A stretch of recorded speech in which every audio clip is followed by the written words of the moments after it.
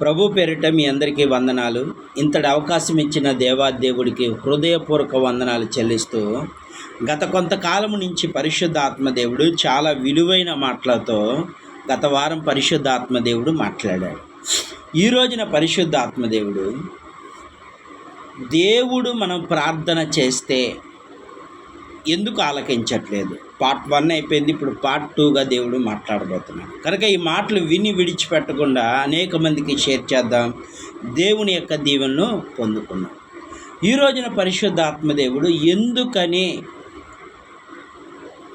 తన పిల్లలు ప్రార్థన చేస్తే దేవుడి దగ్గరకు వెళ్ళట్లేదు, కారణం ఏంటి? ఎందుచేత దేవునికి ప్రార్థన చేస్తే ఆయన కార్యాలు జరగట్లేదు అని చాలామందికి ఈరోజు డౌట్ ఉంది. గత వారం పరిశుద్ధాత్మదేవుడు చెప్పింది ఏంటంటే, ఆయన పరిశుద్ధుడై ఉన్నాడు కనుక తన పిల్లలు పరిశుద్ధంగా ఉండాలి అన్నది గత వారం పరిశుద్ధాత్మదేవుడు చెప్పాడు.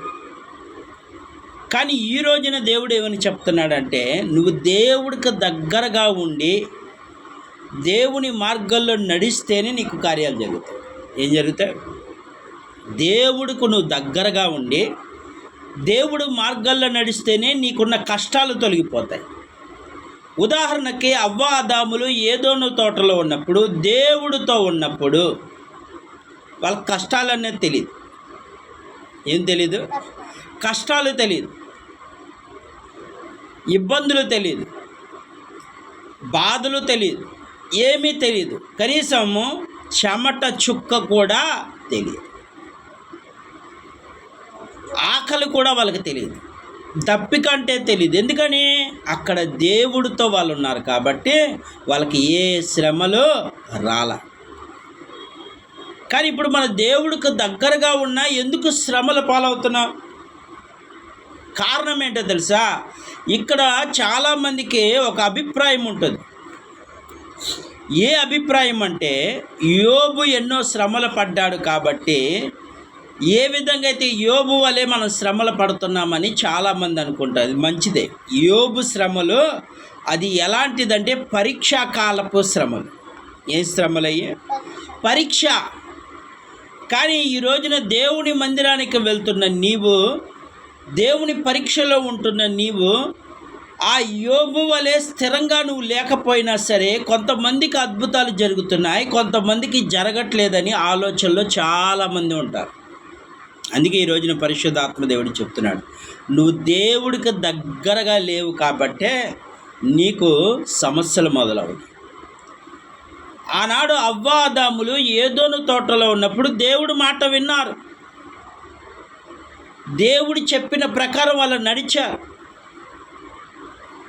కానీ ఈ రోజుల్లో ఏమవుతున్నారు? మనం దేవుని మందిరానికి వెళ్తున్నాము, వాక్యాన్ని వింటున్నాము, పరిశుద్ధతలోకి వెళ్ళాలనుకుంటున్నాము, కానీ వెళ్ళట్లేదు. ఇది సమస్య. దేవుడు చెప్పిన మాటను మనం తృణీకరిస్తున్నాం కాబట్టి ఈరోజు నువ్వు కష్టాలు తెచ్చుకుంటున్నావు. దేవుడు వద్దన్న పని చేసి నీవు కష్టాలు కొని తెచ్చుకుంటున్నావు.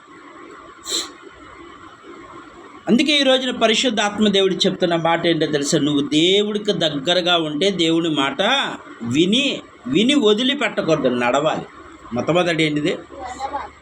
అబ్రహాము దేవుని నమ్మాడు. నమ్మిన తర్వాత ఏం చేశాడు? తన కుటుంబాన్ని వదులుకున్నాడు, తన తండ్రిని వదులుకున్నాడు, అందరినీ వదులుకొని దేవుడి యొక్క మార్గంలోనికే వచ్చాడు. దేవుడు ఏ స్థలానికి వెళ్ళమన్నాడో ఆ స్థలానికి వెళ్ళాడు. అంటే ఇక్కడ ఎలా ఉన్నాడు అబ్రహాము? దేవుడితో నడిచాడు.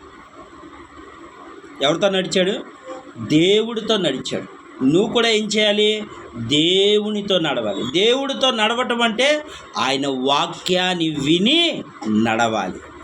అది ఆయన మాటలు విని నడవాలి. అందుకే నువ్వు ఏంటంటే శ్రమలు వచ్చేసరికి భయం ఏర్పడిపోతుంది, కష్టాలు వచ్చేసరికి వణుకొచ్చేస్తుంది. కారణం ఏంటో తెలుసా? ఇదిగో ఇదే. పైకి మనం ఎలా కనపడుతున్నామంటే మేడి పండులా కనపడతాం. మేడి పండు ఎలా ఉంటుందంటే చాలా మెలిమెలిగా ఉంటుంది, కానీ లోపల ఎలా ఉంటుందంటే భయంకరమైన ఏముంటాయి? భయంకరమైన పురుగులు ఉంటాయి దాంట్లో. మేడిపండు చూస్తే మేలిమిగా ఉంటుంది, దాన్ని తీయగానే పురుగులు ఉంటాయి. మన హృదయంలో కూడా పైకి బాగానే ఉంటున్నావు, లోపల బోలంత కుళ్ళు పెట్టుకుంటున్నావు, పురుగును పుట్టించుకుంటున్నావు. అందుకే నువ్వు దేవుడికి దగ్గరగా వెళ్ళలేకపోతున్నావు. అందుకే దేవుడు ఏం చెప్తున్నాడంటే, హృదయ శుద్ధి గలవారు ధన్యులు, వారి దేవుని చూస్తారంట. నీ హృదయం శుద్ధిగా లేదు, నీ హృదయములో దేవుడికి చోటు లేదు. కాబట్టే ఈ రోజు నువ్వేమవుతున్నావంటే, నువ్వు చేసిన ప్రార్థన వెళ్ళట్ల. నువ్వు నోటి పెదాలతో ప్రార్థన చేస్తున్నావే కానీ హృదయము దూరంగా ఉంది.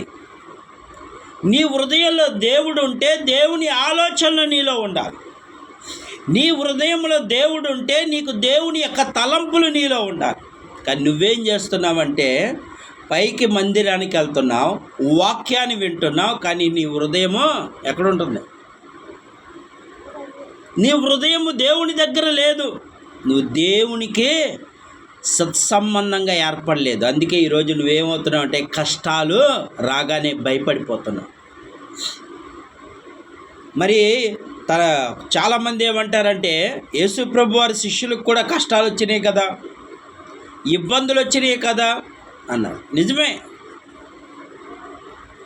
పేతురు తనకి తినటానికి చేపలు లేనప్పుడు ప్రయాసపడ్డాడు, రాత్రంతా ప్రయాసపడ్డాడు.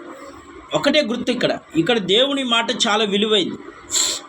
రాత్రంతా ప్రయాసపడి ఆఖరికి ఏమీ దొరకలేదు. కానీ ఎప్పుడైతే యేసయ్య తన ధోనిలోకి వచ్చి నువ్వు కుడి పక్కన వలవే అనగానే ఏం జరిగింది? దేవుని మాట వినటం వేరు, లోబడటం వేరు. ఇప్పుడు పేతురు ఏం చేశాడంటే, దేవుని మాట ఏం చేశాడు? పేతురు దేవుడి యొక్క మాట విన్నాడు, లోబడ్డాడు. ఇక ఇంకేం చేశాడు? దేవుడు చెప్పినట్లే చేశాడు. మనం కూడా ఏం చేస్తున్నాం అంటే, మందిరానికి వెళ్ళి వాక్యం వింటున్నామే కానీ ఏమవుతున్నాం? అది ఆచరణలో పెట్టలేకపోతున్నాం. దేవుడు యథార్థంగా ఉండమని వాక్యము ద్వారా నీతో ఈ వారం మాట్లాడినప్పుడు నువ్వు యథార్థంగా ఉండాలా, కానీ యథార్థంగా ఉండట్లేదు. ఒకరిని అన్యాయం చేయొద్దు అని దేవుడు చెప్పాడు. ఈ రాత్రి నువ్వేం చేయాలంటే, ఒకరిని అన్యాయం చేసేవాడిగానే ఉంటున్నావు. ఎక్కడ కార్యం జరిగిద్ది? దేవుడితో నీకు సత్సంబంధం తెగిపోయినప్పుడు ఎక్కడ కార్యం జరిగిద్ది? ఉదాహరణకి ఇప్పుడు సీఎం దగ్గర పనిచేస్తున్నావు అనుకో. ఉదాహరణకి సీఎం దగ్గర పనిచేస్తున్నప్పుడు, అక్కడున్న సీఎం ఆఫీసులో పనిచేస్తున్నప్పుడు నీవు ఏం కావాలన్నా వాళ్ళు సహాయం చేస్తారు. ఎందుకంటే నువ్వు అక్కడ పనిచేస్తున్నావు కాబట్టి. ఏం చేస్తున్నావు?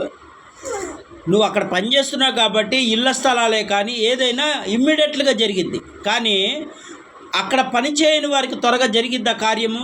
జరగదు. వాళ్ళు ఏం చేయాలి? తిరగాలి. కానీ ఇప్పుడు ఏమవుతుంది అంటే, ఇప్పుడు సీఎంకు దగ్గరగా ఉన్నాడు కాబట్టి, సీఎం ఆఫీసులో పనిచేస్తున్నాడు కాబట్టి ఇతనికి ఏం జరిగింది? అన్నీ త్వరగా దొరుకుతాయి, ఇళ్ల స్థలాలు దొరుకుతాయి, అన్నీ దొరికిపోతాయి. కానీ బయటోడికి దొరికిద్దా? దొరకదు. అంటే ఇప్పుడు ఇక్కడ ఎలాంటి బంధం ఉంది? వీళ్ళకి సీఎంతో సత్సంబంధం ఉంది, ఎమ్మెల్యేతో సత్సంబంధం ఉంది. కాబట్టి వాళ్ళు ఏం చేస్తున్నారంటే, ఇదిగో మనోడే కదా, త్వరగా వాళ్ళకి ఇళ్ల స్థలాలు ఇచ్చేయండి అని ఇచ్చేస్తారు. కానీ బయట వాడు వచ్చేసరికి టైం పట్టిద్ది అని ఆపుతూ ఉంటారు. ఇది ఇక్కడ పొజిషన్ ఏంటంటే ఇదే జరిగేది. మనం కూడా ఏం చేయాలంటే, దేవుడికి దగ్గరగా ఉంటే దేవుడు కూడా ఏం చేస్తాడు? నా కుమారుడు వచ్చాడు కాబట్టి నా కుమారుడికే నేను సహాయం చేయాలని వస్తాడు. అర్థమవుతుందా? దేవుడికి నువ్వు దగ్గరగా లేవు, దేవుని మాటకు నువ్వు దగ్గరగా లేవు, దేవుని ఆలోచనలకు దగ్గరగా లేవు. అందుకు నువ్వు దగ్గరగా లేవు కాబట్టి ఈరోజు నీకేం జరుగుతుందా?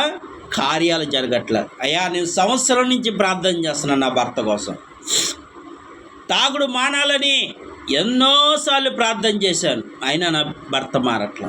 ముందు నువ్వు మారు. ఏమన్నాడు?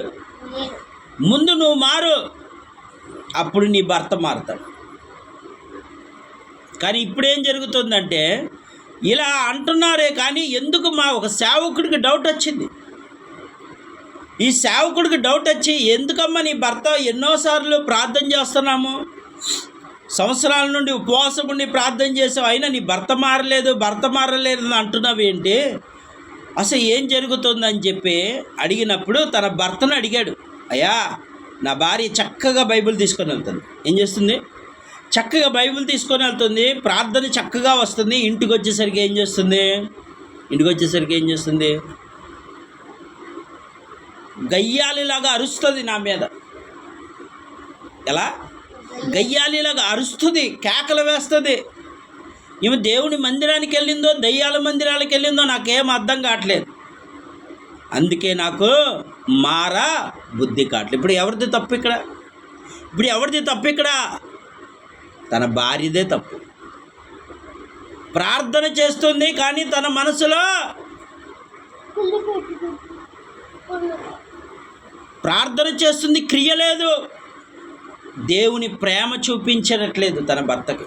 రాగానే అరుతుందంట, బైబిల్ అక్కడ పెట్టేస్తుందంట. రాగానే నాకు టీ కాఫీ పెట్టావా, అది చేసావా, ఇది చేసావా అని అరుస్తుందంట. ఇప్పుడు భర్త మారతాడా? ఏమనుకుంటాడు? వీళ్ళ మందిరాలు ఇలాగే ఉంటారేమో, వీళ్ళ దేవుడు ఇలాగే ఉంటాడేమో అని చెప్పి మార్పు జరగట్లే. అందుకే ఈ రోజున ఎంతోమంది అన్యజనులు ఏం చేస్తున్నారు మన మీద? అరే వీళ్ళు ఇంతరా, పరిశుద్ధ గ్రంథం అంటారు, పరిశుద్ధ మందిరానికి వెళ్తారు, నోరు తెరిస్తే బూతులే. వాళ్ళ దేవుడు అదే నేర్పిస్తున్నాడేమో. అన్యజనులు దేవునికి అవమానం వచ్చేది ఎందుకు వస్తుందంటే కారణం నువ్వే. ఆయన పరిశుద్ధంగా ఉండమంటే నువ్వేం చేస్తున్నావంటే నీ నోటికి తాళం వేయమంటున్నాడు. కానీ నువ్వేం చేస్తున్నావంటే సంతలో అరిసినట్టు అరుస్తున్నాడు. ఈరోజున దేవుని వాక్యం వింటున్న ప్రియ దేవుని బిడ్డ, ఇక్కడైనా మార్పు పొందండి. ఎందుకంటే దేవుడు అతి త్వరగా రాబోతున్నాడు. సూచనలు కనపడుతున్నాయి. ఎంత దగ్గరలో ఉన్నాయంటే నువ్వు చూస్తున్నావు, భూకంపాలు చూస్తున్నావు, ఎప్పుడు కని విని ఎరగని కరువులు చూస్తున్నావు, భయంకరమైన ఎండలు చూస్తున్నావు. ఎక్కడ చూసినా పరిస్థితులు బాగుంటలేదు, ప్రేమలు చల్లారిపోతున్నాయి. భర్త భార్యని చంపేస్తూ, భార్య భర్తను చంపేస్తూ, వాళ్ళ కామ కోరికల కోసం పిల్లలు అడ్డుగా ఉన్న వాడిని చంపేస్తూ ఈ రోజున భయంకరమైన పరిస్థితులు, సొదొమ గొమొర్రా పరిస్థితులు ఏర్పడినాయి. ఏ పరిస్థితులు ఏర్పడినాయి? సొదొమ గొమొర్రా లాగా అయిపోయింది ఈ పరిస్థితి. ఈరోజున ప్రపంచమంతా ఏమైపోయిందంటే దేవుడు మగవాడి బట్టలు ఆడవాళ్ళు వేసుకోకూడదు, కానీ ఇప్పుడు ఏం జరుగుతుంది? రివర్స్. అన్నాడు అది కూడా అదే జరిగింది. భార్య భర్తలు కాక ఇప్పుడు ఆడవాళ్ళు పెళ్లి చేసుకోవడం, మగాళ్ళు పెళ్లి చేసుకోవడం సృష్టికి వ్యతిరేకంగా, దేవుని యొక్క వ్యతిరేకంగా జీవిస్తున్నారు. కనుక వాళ్ళకి ఏం జరిగింది? అగ్ని గంధకాలు ఆకాశం నుండి కురిపడి ఈరోజు కూడా అక్కడ గడ్డి మొలవదంట, బూడిద. ఇదిగో హెచ్చరిక, సాక్ష్యం. దేవుడు చెప్తున్నాడు, ప్రియ దేవుని బిడ్డ, హెచ్చరిక, సాక్ష్యం చెప్తున్నాడు. ఇదిగో ఆయన ఉగ్రత అలా ఈరోజు కూడా ఎన్నో సంవత్సరాలైంది సొదొమ గొమొర్రా నాశనమైపోయి. ఎంతోమంది చనిపోయారు, అగ్ని గంధకాలు కాలిపోయినాయి, పట్టణం కూలిపోయింది, కుప్ప కూలిపోయింది. ఆ పట్టణం అంతా కాలిపోయి అగ్నికి ఈరోజు కూడా అక్కడికి వెళ్తే ఏం కనబడుతున్నాయి? గంధకాలు కనబడుతున్నాయి, అగ్ని గంధకాలు.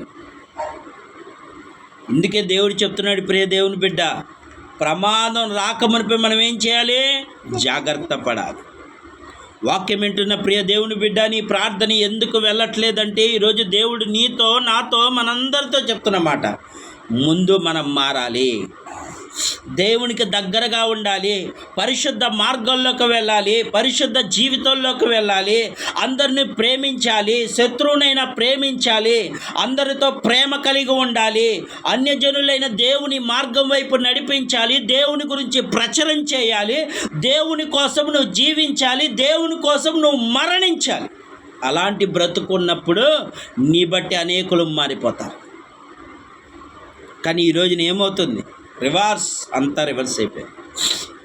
అరే ప్రార్థనకి వెళ్తాడు, ఏం మారలా, పైకి ఇలాగే ఉంటాడు, మార్పు లేదు. ఈ రోజున జీవితాలు ఏమైపోయినాయి అంటే దేవుణ్ణి ప్రతిరోజు ఏడ్పించేవాడిగా, ప్రతిరోజు ఆయన గాయాలు రేపేవాడిగా ఉన్నాం.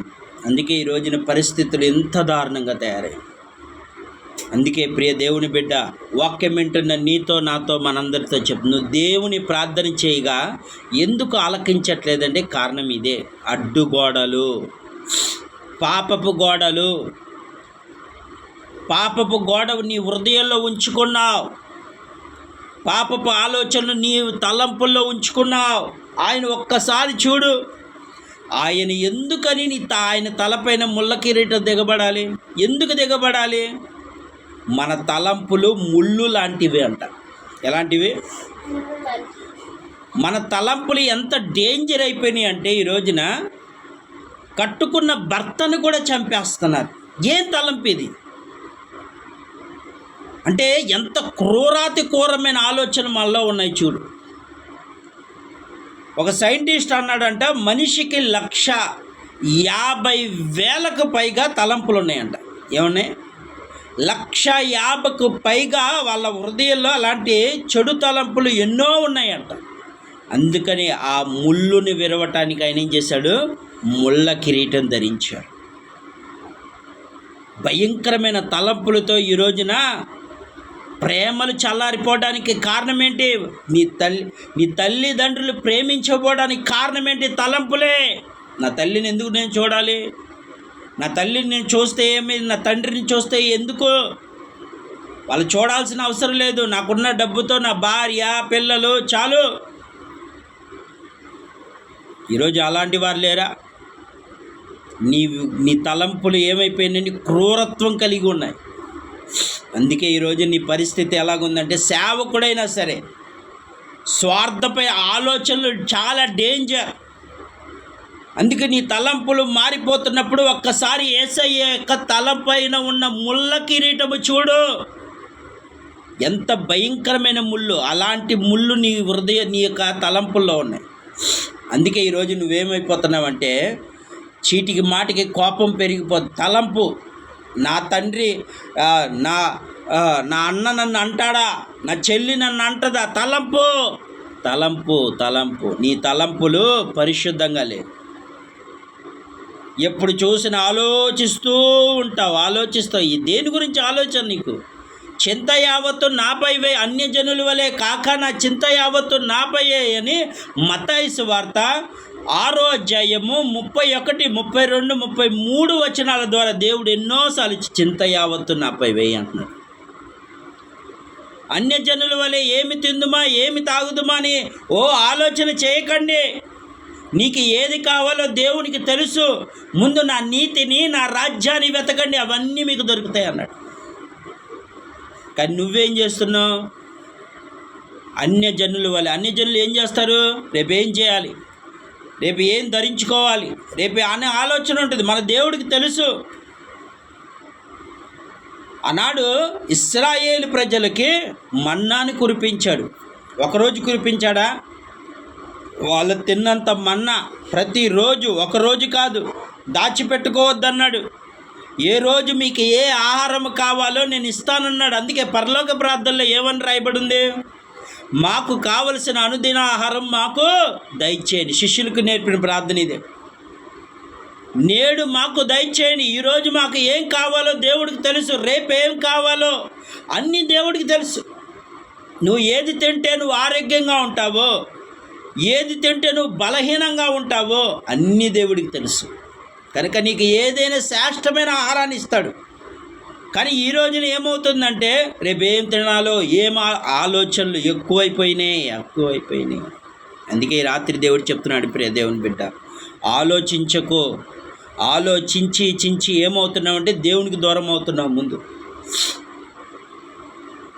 నీ తలంపులో దేవుడు ఉంటే నీకు ఏ ఆలోచన ఉండదు. దేవుని ఆలోచనలే, పరిశుద్ధ మార్గము ఆలోచనలే. అనేక బిడ్డలు దేవుని వైపు నడిపించాలి, దేవుని మార్గంలో నడిపించాలి. యేసయ్య యొక్క సిలువ గాయాన్ని మాన్పేవాడిగా నేను బ్రతకాలనే హృదయము నీలోకి రావాలి. కానీ రావట్లేదే. కారణం ఏంటి? ఇదే. కనుక ఈ రాత్రి నీ ప్రార్థన ఆలకించాలంటే ముందు నువ్వు దేవునికి దగ్గర. 2 చేతులు చప్పట్లు కొరిగితేనే అది ఒక శబ్దం ఏర్పడుతుంది. అలాగే నువ్వు దేవునికి దగ్గరగా ఉండి ఒక శబ్దం ఏర్పడితే ఆ శబ్దాన్ని బట్టి సాతాను గుంపులు మాయమైపోతాయి. నిన్ను చీడ పురుగులు లాంటి ఒక దోమను తీసుకుందాం. దోమ ఎలా ఉంటుంది? చిన్నగా ఉంటుంది, కానీ అది కుడితే రక్త కణాలే పడిపోతాయి అంట. కానీ ఆ దోమను చంపడానికి నువ్వేం చేస్తావు? 2 చేతులతో కొట్టగానే అది చచ్చిపోతుంది. ఈ రాత్రి దేవుడు అదే చెప్తున్నాడు. నిన్ను నాశనం చేయాలని చిన్న పాపమైనా సరే నువ్వేం చేయాలి? కొట్టి చంపేయి. మీరు శరీర ఈచ్ఛల కోసము ఆలోచన చేయొద్దన్నాడు, వాటిని చంపేయని అంటున్నాడు అపోస్తులైన పౌలు. శరీర ఈచ్ఛలు నిన్ను నరకానికి తీసుకెళ్తాయి, కానీ పరిశుద్ధ మార్గపు ఆలోచనలు నిన్ను దేవుని రాజ్యానికి వారసును చేస్తుంది. అందుకే ఈ రాత్రి దేవుడు చెప్తున్నాడు, ప్రియ దేవుని బిడ్డ, అయ్యా నా ప్రార్థన ఎందుకు ఆలకించిన కారణం ఇదే. పైకి నోటితో ప్రార్థన చేస్తున్న హృదయములన్నీ దేవునికి వ్యతిరేకం. ఎలా జరుగుతాయి కార్యాలు? ఆయన ఒకటే చెప్పాడు, ఎక్కడ 2-3 నా నామము కూడి ప్రార్థన చేస్తారో ఆయన నామములో నువ్వు కూడుకోవాలంటే నీ హృదయంలో యేసయ్య ఉండాలి. ముందు నీ నోటిలో యేసయ్య నామం ఉండాలి. నీ నోటిలో బూతులు కాడు ఉండాల్సిందే. ఒకరి మీద ఒకరు చాడీలు చెప్పే నోరుగా ఉండకూడదు. నీ నోటిలో యేసయ్య పరిశుద్ధ నామము నీలో ఉంటేనే, నీ హృదయములో ఉంటేనే అప్పుడు నువ్వు దేవుని స్తుతిస్తావు. కాబట్టి దేవుడు అక్కడ నీకు కార్యం చేస్తాడు. అందుకే రాత్రి దేవుడు చెప్తున్న మాట నిర్లక్ష్యం చేయకు. వాక్యం వింటున్న ప్రియ దేవుని బిడ్డ, నీతో నాతో మనందరితో దేవుడు చెప్తున్నాడు, ఆయన చెవులు మందము కాలేదు. అడ్డుగోడగా ఉన్న పాపాన్ని కూల్చేసే. కనుక ఈ రాత్రి దేవుడు చెప్తున్నాడు, ప్రియ దేవుని బిడ్డ, ఎన్నో మార్లు నువ్వు దేవుడికి దూరంగా ఉన్నావేమో, ఇక్కడ నుండైనా దగ్గరకు రా. కొద్ది దినాలే దేవునికి దగ్గరగా గడుపు. గంటల తరబడి దేవునితో గడుపు. వాక్యాన్ని ధ్యానించు. అనేక మందికి దేవుని వాక్యాన్ని పంచిపెట్టు. యూట్యూబ్ ఉందని చెప్పి, ఇన్స్టాగ్రామ్ ఉందని చెప్పి, ఆ ఛానల్, సోషల్ మీడియా ఇవన్నీ ఉన్నాయి చెప్పి వాటిని చూసుకుంటూ కూర్చోవడం కాదు. వాటి ద్వారా నువ్వు ఏం చేయగలవు? నీకు దేవుడు ఫోన్ ఇచ్చాడంటే దాని ద్వారా నువ్వేం చేయాలి? దేవుని యొక్క సువార్తను అందించాలి. నీకున్న వాహనాన్ని బట్టి అనేక మందిని దేవుని మందిరానికి నడిపించేవాడిగా ఉండాలి. కానీ దేవుడు నీకు ఇస్తున్నాడని చెప్పి నువ్వు వాడేసుకుంటున్నావు కదా, ఖచ్చితంగా అది కరెక్ట్గా. ఎందుకంటే చాలామంది ఫోనులు లేక, చాలామందికి వాహనాలు లేక ఈరోజు కూడా అల్లాడు. కానీ నీ చేతిలోకి దేవుడు ఇచ్చాడు, ఏం చేస్తున్నావు? కనుక వాడు దేవుని కోసం వాడు. ఒక 10 నిమిషాలు వాడు దేవుని వాక్యాన్ని పెట్టు. ఒక పావుగంట దేవునికి వాడు, లేదా ఒక గంట వాడు, లేదా ఒక రోజు వాడు. దేవుని కోసమే వాడు. నీ మాటల ద్వారా, నీలో ఉన్న దేవుని మాటల ద్వారా అనేక మంది రక్షించబడతారు. అందుకే ఈరోజున ఈ ఛానల్లో సుధారాణి భూపతి ఛానల్ ఎందుకు పెట్టామంటే కారణం ఇదే. అనేక మందికి దేవుని వాక్యం వెళ్ళాలా. మాట్లాడేది నేను కాదు, నాలో ఉండి చెప్తున్న దేవుని మాటలు మీ హృదయంలోకి వెళ్ళాలి. కనుక ఈ వాక్యం వింటున్న ప్రియ దేవుని బిడ్డ, అనేక మందికి షేర్ చేయండి. మీరు కూడా దేవుని వాక్యాన్ని పట్టుకోండి. అనేక మందికి దేవుని వాక్యాన్ని బోధించేవాడిగా ఉండి అనేక మంది దేవుని మార్గాల్లో నడిపించమని ప్రభు పేరట మీ అందరికీ వందనాలు చెల్లిస్తూ ఈ యొక్క కొద్ది మాటలు దేవుడు దీవించునుగాక. ఆమేన్.